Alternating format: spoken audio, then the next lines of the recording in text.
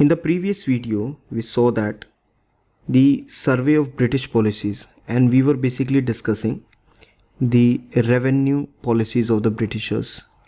Now, in these revenue policies, we discussed about the Hastings system.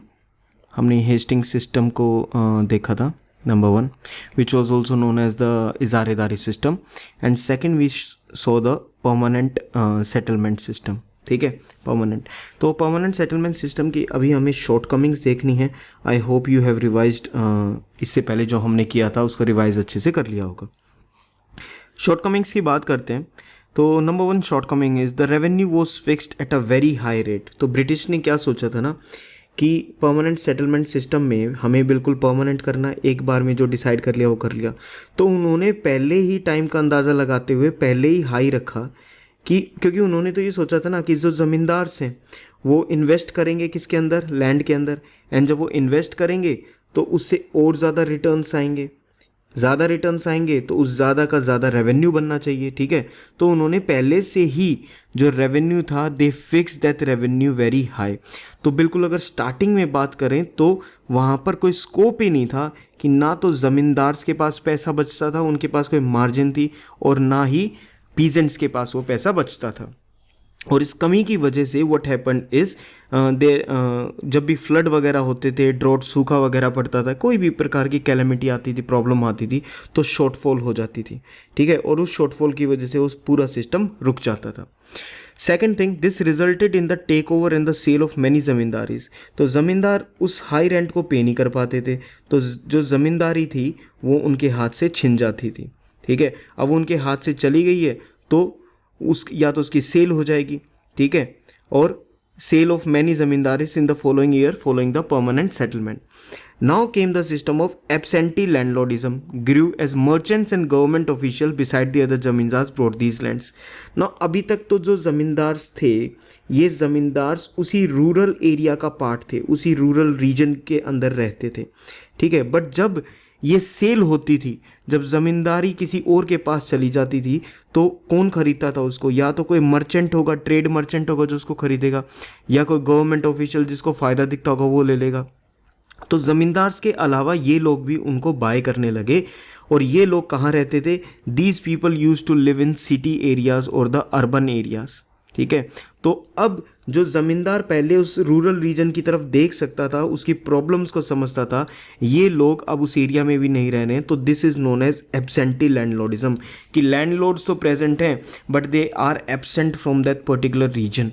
ठीक है, so this was the first short coming.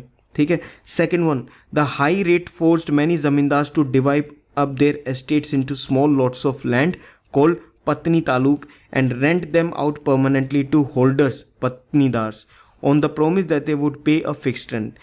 Thus began the process of sub-infeudation. ठीक है, let us understand this process of sub-infeudation. किसी भी ज़मींदार के पास कोई एक ज़मींदारी है, मान लो उसके पास ये ज़मींदारी, ये लैंड्स उसको दे रखे हैं ब्रिटिश ने. अब इस लैंड का उसको एक टोटल अमाउंट ब्रिटिशर्स को पे करना है. तो ज़मींदार बेसिकली क्या करेगा, वो इस कंप्लीट पूरे के पूरे लैंड को he will divide into multiple parts. वो इसको मल्टीपल पार्ट्स में डिवाइड कर देगा. और इन सभी, अब याद हो तुम्हें कि ज़मींदार अपने जो लैंड है उसको सेल कर सकता है, मॉर्गेज कर सकता है, किसी को दे सकता है. तो वो किसी दूसरे इंसान को दे देगा, ये पर्सन 1 को, पर्सन 2 को, पर्सन 3 को, और उनसे रेंट चार्ज करेगा. अब इन सब से ज़्यादा रेंट चार्ज किया जाएगा. तो ज़मींदार को लगता था जब इनका टोटल आएगा तो वो इस टोटल से ज़्यादा निकल कर आएगा और वो बीच में अपना मार्जिन भी रख सकते हैं. ठीक है, तो अब तुम देख रहे हो ये ब्रिटिश अब सब बीच में अपना मार्जिन रख रहे हैं. ये ब्रिटिशर्स है, ये बीच में ज़मींदार है, ये और छोटे छोटे Z1 Z2 छोटे छोटे और ज़मींदार आ गए. ठीक है, और लोग आ गए जो बीच में पत्नीदार आ गए. ठीक है, तो इन छोटे छोटे एस्टेट्स, लैंड के एस्टेट्स को हम ये बॉक्स है, ये बॉक्स है, इनको हम क्या बोल रहे हैं? पत्नी तालुक. ठीक है, और इनको परमानेंटली बाहर दे दिया जाता था. वो किन को दिया जाता था? पत्नीदार्स को. ठीक है, तो ये लैंड किसको दे दिया गया? पत्नीदार्स को. राइट और इनसे वो क्या करते थे, फिक्स रेंट लेते थे। तो सब इन्फ्यूडेशन, इस प्रोसेस को सब इन्फ्यूडेशन बोलते हैं कि एक ने फ्यूडल लैंड किसी और को दे दिया, ज़मींदार को, ज़मींदार अपना फ्यूडल लैंड किसी और को दे रहा है, तो this process is known as सब इन्फ्यूडेशन।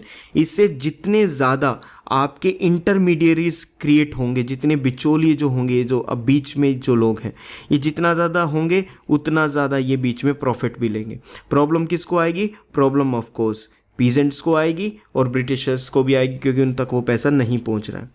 Third one, under the settlement zamindars were required to issue written agreements यानी pattas to each cultivator specifying what tenant was to pay. However no such agreements were made. The result was that the peasants were at the mercy of the zamindar. तो permanent settlement system के according patta का system आना था, और पट्टा जो है, पट्टा एक डॉक्यूमेंट मान लीजिए, और पट्टा एक प्रकार से एग्रीमेंट का डॉक्यूमेंट है, ठीक है। और ये पट्टा किस किस के बीच में? दिस इज बिटवीन द जमींदार एंड द कल्टीवेटर और द पीजेंट, ठीक है, इन दोनों के बीच में है, जमींदार एंड द कल्टीवेटर ना। अब ये दोनों इस डॉक्यूमेंट पे साइन करेंगे कि कितनी फी ली जाएगी, कितना रेंट कौन देगा? The cultivator will give this rent to the zamindar, ठीक है। तो ये तो सेटलमेंट के अंदर ये एग्रीमेंट बनाना ज़रूरी था, बट ज़मींदार्स ने क्या करा? ऐसा कुछ एग्रीमेंट बनाया नहीं, इलिटरेसी का फ़ायदा उठाया। अब जो वो कल्टीवेटर है ना, वो पूरी की पूरी ज़मींदार की मर्जी पे टिका हुआ है कि भाई साहब जो बोलेंगे वो बिल्कुल ठीक होगा, ठीक है। तो जब वो रेंट लिखा ही नहीं हुआ है, जब वो फ़ी लिखी हुई नहीं है, तो वो उनसे ज़्यादा रेंट चार्ज करने लगे। Hence came the problem of enhanced rent. किस चीज़ की प्रॉब्लम निकल कर सामने आई? एनहांस्ड रेंट, कि जो लिखा हुआ है वो लिखा तो हुआ नहीं है और वो उससे ज़्यादा रेंट को दे रहे हैं। और जब उनको ज़्यादा रेंट देना पड़ेगा तो मनी लेंडर्स बीच में आ गए। अब मनी लेंडर्स इस पर्टिकुलर केस में क्या करेंगे? अब मनी लेंडर्स इनको और भी ज़्यादा जो है इंटरेस्ट रेट पर चीज़ों को चार्ज करेंगे, तो वो और भी ज़्यादा इंटरेस्ट रेट रहने लगे। The peasantry was reduce to serfdom यानी फ्यूडल लेबर। जो ये फ्यूडल लॉर्ड बना हुआ है, ये जो ज़मींदार बना हुआ है, ये सिर्फ इसका फाइनली इसका लेबर बनकर रह गया और कुछ भी नहीं, ठीक है। So this was the next problem. Third problem was zamindars did nothing to improve the land and the agriculture system, ठीक है। उसको इन्वेस्टमेंट का कोई शौक नहीं था, क्योंकि कॉर्नवालिस जब इस सिस्टम को लेकर आए थे तो कॉर्नवालिस खुद एक एरिस्टोक्रेट थे, अगर आपको याद होगा, और उनको लगता था कि ज़मींदार जो हैं वो ज़मीन के अंदर इन्वेस्ट करेंगे, अलग अलग टेक्नोलॉजीज़ में इन्वेस्ट करेंगे, जिनसे उनके रिटर्न और भी ज़्यादा इंक्रीज़ हो जाएंगे। बट ऐसा कुछ हुआ नहीं, तो ये इसका नेक्स्ट पॉइंट था। Next point is the from the government's point of view there was no way of increasing the tax, ठीक है, बिकॉज कंपनी ने कहा so the revenue could not increase to meet the growing expenses of the company. अब कौन सा system की हम बात कर रहे हैं? We are talking about the permanent settlement system. अब एक बार परमानेंट सेटल हो गया है, अब आप कंपनी का जो पैसा है ना उसको ज़्यादा ग्रो नहीं कर सकते, क्योंकि वो पहले से ही डिसाइडेड है कि कितना पैसा आ जाएगा। लेकिन कंपनी जो ईस्ट इंडिया कंपनी है, उसके जो वर्क हैं वो बढ़ रहा था, उसका जो मिलिट्री का एक्सपेंडिचर है, मिलिट्री एक्सपेंडिचर, ये भी इंक्रीज हो रहा था, ठीक है, और ये बढ़ नहीं रहा था। तो ये भी अपने आप में बाद में जाके एक प्रॉब्लम बनकर सामने आई। तो चलो एक बार कैप्चर कर लेते हैं चीज़ों को। शॉर्ट कमिंग्स में पहली क्या आएगी? स्टार्टिंग का रेंट ही बहुत ज़्यादा हाई था। दूसरी प्रॉब्लम एब्सेंटी लैंडलॉर्डिज्म। तीसरी प्रॉब्लम पटनीदार्स बीच में आगे ज़्यादा इंटरमीडिएरीज क्रिएट होगी विद द प्रोसेस ऑफ सब इन्फ्यूडेशन। फोर्थ पॉइंट, जमींदार्स पट्टाज यानी एग्रीमेंट को नहीं मानते थे, जिसकी वजह से प्रॉब्लम आई एनहांस्ड रेंट की और फ्यूडल लेबर की। नेक्स्ट पॉइंट वॉज कि zamindars did no investment in the agricultural system. And the last point, company had no other way to increase their revenue because the revenue was already settled, permanently settled. और company के जो expenses बढ़ रहे थे, company का जो खर्चा बढ़ रहा था, उसका रेवेन्यूज उतने नहीं बढ़ रहे थे। Got this point? Okay, revenue policies में सेकंड जो पॉलिसी है that is the ryotwari system. Ryotwari system को देखते हैं। अब इससे before you jump to the ryotwari system, I will you have to make sure, please make sure that की परमानेंट सेटलमेंट सिस्टम, एक तो परमानेंट सेटलमेंट सिस्टम एक ये, और दूसरा हमारा इजारेदारी सिस्टम, इन दोनों के जितने भी पॉइंट्स हैं ना वो आपको बिल्कुल वर्ड बाय वर्ड याद हो चुके हैं। Only after then jump to the next point. Next हम आते हैं रैयतवारी सिस्टम पे। इस रैयतवारी सिस्टम के साथ कौन लोग जुड़े हुए हैं? पहले तो रैयतवारी वर्ड का मीनिंग बताइए। रैयतवारी वर्ड का मीनिंग क्या है यहाँ पर? इट बेसिकली मीन्स द रैयत्स और द फार्मर्स और द कल्टिवेटर्स। ठीक है, कौन कौन लोग जुड़े हुए हैं सिस्टम से? Thomas Munro, Captain Alexander Read. Now they were sent in 1792 to administer the recently acquired Baramahal region of the Madras presidency. तो मद्रास प्रेसिडेंसी साउथ इंडिया में था, वहाँ पर बारमहल रीजन था, तो उसको एक्सप्लोर करने के लिए, उसको एडमिनिस्टर करने के लिए इन दोनों को भेजा गया था। Now they devise the system of collecting directly from the villages.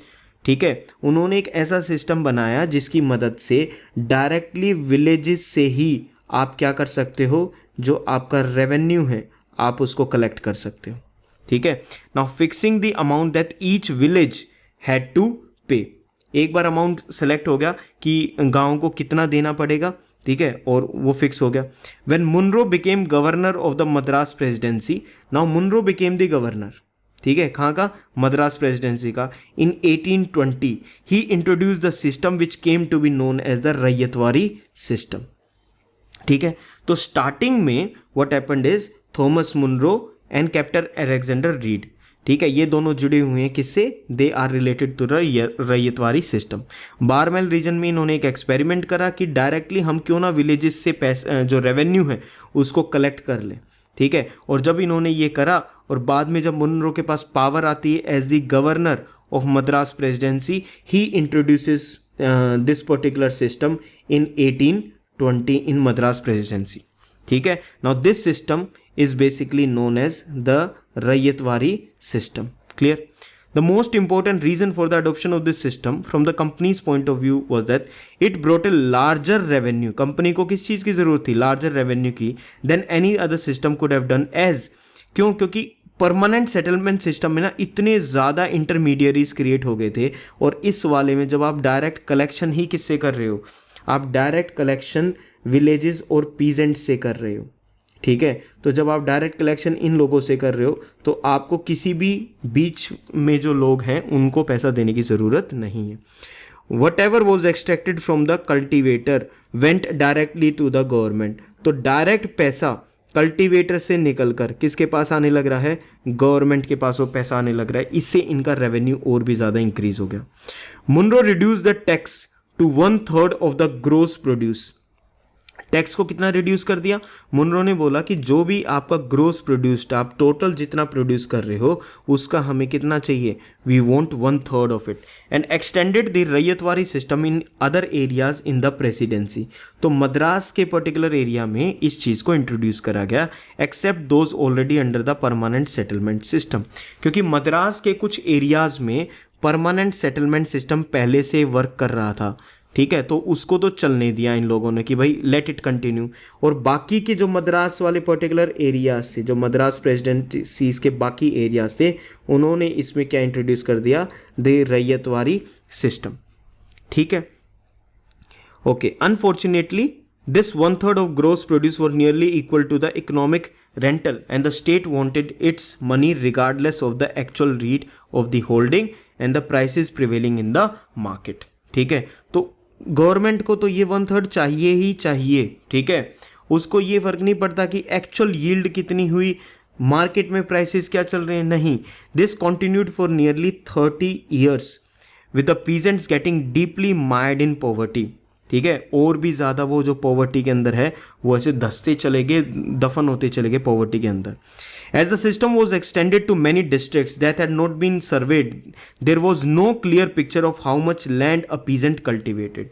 तो बेसिकली इस सिस्टम को शुरू होने से पहले ना ज़्यादा जो अच्छे से जो सर्वे है वो नहीं करा गया था, जिसकी वजह से ये पता ही नहीं चल पा रहा था कि एक पीजेंट कितना कल्टीवेट करता है। तो कितना कल्टीवेट करता है उसका 1/3 निकलना था, तो वहाँ भी एक प्रॉब्लम आने लगी। और एक लैंड कितना प्रोड्यूस करता है, मतलब ये वाला जो प्रोडक्शन वाली जो चीज़ है, क्या ये उसकी फर्टिलिटी पे डिपेंड करेगी? यस। उसकी फर्टिलिटी पे डिपेंड करेगी। मान लो कोई लैंड ज़्यादा फर्टाइल है तो एक स्मॉल पीस ऑफ लैंड ही ज़्यादा प्रोड्यूस कर सकता है। तो ये सब है ना, सर्वे नहीं किया गया था तो प्रॉब्लम्स आने लगी। द टैक्स वॉज फिक्स्ड आर्बिट्ररली, बस ऐसे आर्बिट्ररी तरीके से, ऐसे ही रैंडमली उन्होंने ये टैक्स को क्या कर दिया, फिक्स कर दिया। Often on the basis of what the ryot had paid in the earlier years. This was known as the putcut assessment. इसको क्या बोला, पुटकट असेसमेंट, कि भाई मोटा मोटा है ना, आप है ना पिछले सालों में इतना पे कर रहे थे तो अब है ना आप मोटा मोटा इतना हिसाब, आप मान लो कभी 10 पे कर रहे थे, कभी आप फ्यूचर में 12 पे कर रहे थे, ठीक है, 13 पे कर रहे थे, 11 पे कर रहे थे, ऐसे करके आप कर रहे हैं। इसका तो उन्होंने क्या कर लिया, फिर इनका एवरेज निकाल लिया और आपने बोल दिया कि भाई आप ये पर्टिकुलर अमाउंट इस पर्टिकुलर लैंड के लिए दे दोगे। दिस रैंडम असेसमेंट और fixing of the tax was known as the put cut assessment. तो आप इस पुट कट असेसमेंट को याद रखेंगे यहाँ पे, put cut assessment. The tax was so high that very often it was beyond the ryots capacity to पे।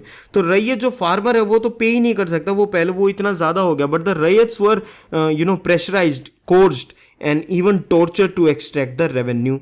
ठीक है, और फिर बेचारे रैयत कहाँ पर, जो पीजेंट है वो कहाँ पर जाएगा, वो फंसेगा in the clutch of money lenders, money lenders के कब्जे में आ जाएगा, उसमें फंसेगा। In 1855 the Madras torture commission report, नाम देख रहे हो कमीशन का, इसका नाम ही है torture commission report, revealed the practices of coercion, bribery, corruption by the subordinate officials to the collectorate. तो अलग अलग चीज़ें इस मद्रास टॉर्चर कमीशन ने फाइंड आउट करी कि क्या फोर्सफुल होने लग रहा है, क्या रिश्वत है, करप्शन क्या सिस्टम चल रहा है, किसको ब्राइबरी दी जा रही है, सबऑर्डिनेट ऑफिशियल्स कैसे इन्वॉल्व हैं इस पूरे के पूरे सिस्टम के अंदर। ठीक है, तो दिस वॉज हैपनिंग। तो the system was started by Thomas Munro and second one was captain Alexander Read. ठीक है, 1792 में स्टार्टिंग में डायरेक्ट कलेक्शन लेना शुरू कर दिया, इंटरमीडिएटरीज नहीं थे, लार्ज रेवेन्यू सिस्टम बन गया। असेसमेंट कितना हुआ, 1/3, लेकिन वो 30 ईयर्स तक चला, लेकिन वो अंदाजे से डिसाइड कर दिया कि इतना टैक्स देना पड़ेगा। This particular was known as the putcut assessment. Clear. 1855 में मद्रास टॉर्चर कमीशन आ गया, चीज़ों को रिवील होने लगी कुछ कुछ चीज़ें। It was from 1855 that a scientific survey of land and a fresh assessment of revenue were undertaken. Now they are doing the survey again, scientific survey कर रहे हैं, नए नए टूल्स का यूज कर रहे हैं, फ्रेश असेसमेंट कर रहे हैं दोबारा से, resulting in the decline in the actual burden of the tax. तो दोबारा से जब सर्वे हुआ तो जो टैक्स एक्चुअली पुटकट सिस्टम के अंदर लगा रखा था, तो जो नया टैक्स निकल कर आता है वो पुराने टैक्स से थोड़ा सा कम होता है, तो थोड़ा सा टैक्स का बर्डन जो है वो क्या हो गया, डिक्लाइन हो गया। Now it was decided that the revenue rate would be half of the net value of the produce, कि आप टोटल फाइनली कितना प्रोड्यूस कर रहे हो, कि आपका कुछ खराब हो गया, हट गया, आप फाइनली कितना प्रोड्यूस कर रहे हो उसका हाफ हम लेंगे। ठीक है, and the settlement would be made for 30 years. ये कब तक चलेगा, एक बार किसी के साथ डील अप होगी तो डील कब तक चलेगी, it will move on for 30 years. तो परमानेंट सेटलमेंट सिस्टम में it was going for permanently, और रैयतवारी में it was made for 30 years. The reformed system of settlement was introduce इन 1864। तो ये 1792 से चल रही चीज़ को, उसके बाद 1820 में गवर्नर जब वो बनते हैं थॉमस मुनरो, उसके बाद नेक्स्ट तक फाइनली रिफॉर्म्ड वर्जन कब आया, 1864, क्योंकि 1855 में तो अभी तो मद्रास टॉर्चर कमीशन रिपोर्ट आएगी, उसके बाद ये सारे के सारे चेंजेस होंगे। ठीक है, this led to agriculture prosperity and extension of agriculture in the coming years. तो थोड़ा सा जो एग्रीकल्चर से रिलेटेड जो सिचुएशन थी, तो वो सिचुएशन थोड़ी सी कैसी होगी, now that situation got a little bit better. ठीक है, तो वो बेटर हो गई। In coming years although interrupted by 2 famines बीच में 65-66 एंड 1876-78। ना अगर आपको याद हो एक पर्टिकुलर पॉइंट, अगर मैं आपसे पूछूं कि 1876-78 में जब फेमाइन आया था, तो बंगाल, मद्रास, इन सभी एरियाज में फेमाइन आया था, तो उस टाइम पे ना दिल्ली दरबार लगा हुआ था। ठीक है, तो लोग कह रहे हैं कि हम तो फेमाइन में मर रहे हैं, एक तरफ we are under the famine, ठीक है, ये आ गया फेमाइन, और आप दूसरी तरफ इतना शोबाजी के साथ आप दिल्ली दरबार आपने लगाया हुआ है, तो लोग जो है प्रेस में बहुत ज़्यादा चीज़ें फैलने लगी, और इसी टाइम पीरियड में इंट्रोड्यूस हुआ था vernacular press act under Lytton administration. ठीक है, तो ये हो गया। In the Bombay presidency beginning in Gujarat, Bombay presidency में उस टाइम पे गुजरात आता था, गुजरात का जो आज पर्टिकुलर स्टेट है। ब्रिटिश ने क्या करा, British began collecting directly from the peasants, ठीक है, इन 1813 एंड 14। आफ्टर 1818 तो मद्रास में तो पूरे के पूरे विलेज से वो एक बार कैलकुलेट कर रहे हैं कि पूरे विलेज से हम कैसे पैसा ले सकते हैं, ठीक है। गुजरात वाले एरिया में उन्होंने डायरेक्ट फिर पीजेंट से करना शुरू करा। When the British conquered the Peshwas territory, the ryotwari system on the Madras pattern was also introduce there under the supervision of Elphinstone, ठीक है। ये मुनरो के एक स्टूडेंट रहते थे and he became the governor of Bombay from 1819 to 1827। तो थॉमस मुनरो नंबर 1, उसके बाद कैप्टन अलेक्जेंडर रीड, और अब थर्ड नेम कौन है, एल्फिंस्टन। थर्ड नेम कौन है, एल्फिंस्टन। ये सभी के सभी किस सिस्टम से जुड़े हुए हैं, they were all related with the ryotwari system. तो हर जगह पर थोड़ा सा रैयतवारी जो सिस्टम है थोड़ा सा उसमें है ना वेरिएशंस आ सकते हैं, वेरिएशंस की प्रॉब्लम नहीं लेनी है, बट मुझे कह रहा हूँ, it was a major general जो चीज़ें थी ना वो सब में क्या थी, सेम थी, ठीक है। On the basis of a survey carried out in 1824 and 28, ठीक है, इन्होंने आगे काम करना शुरू करा गुजरात के एरिया में। The state demand was fixed at 55% of the net produce.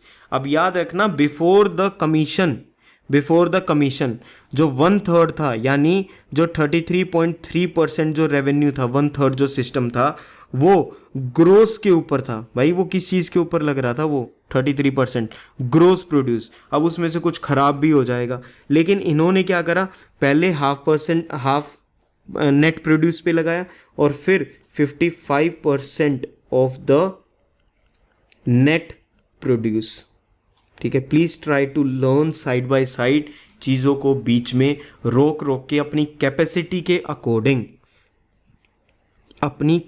के अकॉर्डिंग वीडियो लेक्चर को बीच में पॉज लेकर इन चीज़ों को you have to learn them side by side, ठीक है। एक कॉन्टिन्यूस ले में मत भागना इन चीज़ों को लेके, because each and every line contains lots and lots of information, ठीक है।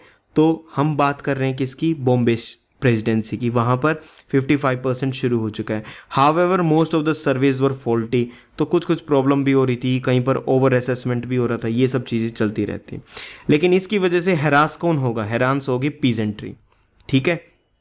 उसके बाद अराउंड 1836, ये थोड़ा सा हम दूसरी तरफ से आते हैं। Around 1836 Wingate and Goldsmith improved the system, ठीक है। तो रैयतवारी सिस्टम जो चल रहा है, उस रैयतवारी सिस्टम को बीच में 1836 में विनगेट एंड गोल्डस्मिथ ने थोड़ा सा इंप्रूव करने की सोची, and the modified assessment covered most of the Deccan by 1865। तो डेक्कन वाला, इंडिया का जो डेक्कन का जो पर्टिकुलर एरिया है, ठीक है, उस डेक्कन के मोस्ट ऑफ द एरियाज में ये मॉडिफाइड सिस्टम लाया गया। और मॉडिफिकेशन किसने करी, विनगेट एंड गोल्डस्मिथ ने इन 1836, ठीक है। और पूरा डेक्कन कवर हो गया 1865 तक। Each field was to be assessed on the basis of its soil and its location. अब आप ये पॉइंट याद रखेंगे, ये कभी भी इसको ना एग्जामिनर जो है ट्वीक करके आपको ये पॉइंट आपको दे सकता है, ठीक है। क्या है ये पॉइंट, ये पॉइंट भाई यही है कि सॉइल के बेसिस पे नंबर 1 एंड लोकेशन के बेसिस पे आपके लैंड को असेस किया जाएगा। इन 3 वर्ड्स को याद रख लो। The land revenue was somewhat reduced, ठीक है, थोड़ा बहुत रिड्यूस कर दिया। And the land that had become devalued acquired some saleable value, ठीक है। तो जो भी पर्टिकुलर लैंड होता था वो डी वैल्यू अगर हो गया है तो वो अक्वायर कर लेता था हम सेलेबल वैल्यू, कि भाई अब इसको बेचने में ही इसका फ़ायदा है। The system was extended to Berar, east Bengal, parts of Assam and Coorg. तो यू हैव टू अंडरस्टैंड कि इन हाउ मैनी एरियाज, तो मद्रास प्रेसिडेंसी में जिन एरियाज़ के अंदर पहले से परमानेंट सेटलमेंट सिस्टम नहीं था तो वहाँ पर लागू हुआ। दूसरा फिर बॉम्बे प्रेसिडेंसी में, ठीक है, और बॉम्बे प्रेसिडेंसी में ये गुजरात के पर्टिकुलर रीजन से ये चीज़ शुरू होती है। एंड फाइनली कूच बेरार का जो प्रोविंस है, ठीक है, ईस्ट बंगाल का, कूर्ग का, असम का जो एरिया है बंगाल के एरिया में, उन सभी जगहों पर, ठीक है, ये वाला सिस्टम लाया गया। It may be noted that the system was devised at a time when utilitarian ideas had begun to influence the policy planning in India, among which was the David Ricardo's theory of rent। ठीक है, क्या है? David Ricardo theory of rent. चलिए इस चीज़ को particular समझते हैं। इसमें क्या होगा? Now first let's see utilitarian ideas. Utilitarian ideas उनको बोलते हैं, फिलोसफी जिस चीज़ के बारे में बात करती है वो बोलती है that there should be the greatest good. ठीक है, सो यार greater good for the greatest number of people, मतलब सबसे ज़्यादा भला सबसे ज़्यादा से ज़्यादा लोगों का, ग्रेटर नंबर ऑफ पीपल। ठीक है, तो this is the utilitarian idea. ये बड़े ही सिंपल वर्ड्स में, क्योंकि हम बात मॉडर्न हिस्ट्री की कर रहे हैं, we can not go towards that particular economics part. ठीक है, तो यूटिलिटेरियन आइडियाज़ उस टाइम पे चल रहे थे और उसमें ये फिलोसफी सामने आई, the greater good of the greatest number of people. तो सबसे ज़्यादा भला सबसे ज़्यादा लोगों का, तो जिस भी आइडिया से वो हो सकता है उस आइडिया को हम यूटिलिटेरियन आइडिया बोलते हैं। Had become to influence the policy planning in India. अब इस टाइप की चीज़ें जो हैं वो इंडिया में जो पॉलिसीज़ है ना उनको इम्पैक्ट करने लगी, among which was the David Ricardo's theory of rent. Now David Ricardo की थ्योरी ऑफ रेंट बड़ी सी सिंपल वर्ड्स में ये देख लो कि जो भी गुड्स के प्राइसेस हैं, कहीं पर भी जो भी गुड्स के प्राइसेस हैं वो डायरेक्टली इन्फ्लुएंस्ड होंगे जो लैंड के जो प्राइसेस हैं उनके साथ। ठीक है, लैंड के प्राइसेस, रेंट के प्राइसेस, इन सब से गुड्स के प्राइसेस इम्पैक्ट होंगे किसी भी पर्टिकुलर एरिया में। ठीक है, तो ये एक बार साइड इन्फॉर्मेशन इसको याद कर लो। बाकी इससे पहले जितना भी रैयतवारी का सिस्टम है, एक बार make sure you get complete knowledge about that particular thing. फटाफट इसके फीचर्स देखते हैं। अब हम सारी चीज़ें इसकी समझ चुके हैं। Ownership and occupancy rights of the land were vested in the ryot. Permanent settlement system के साथ इसको एक बार कंपेयर करके देखो। परमानेंट सेटलमेंट सिस्टम में ज़मींदार के पास ओनरशिप राइट्स थे, ऑक्यूपेंसी राइट्स थे कि उसका वो लैंड है।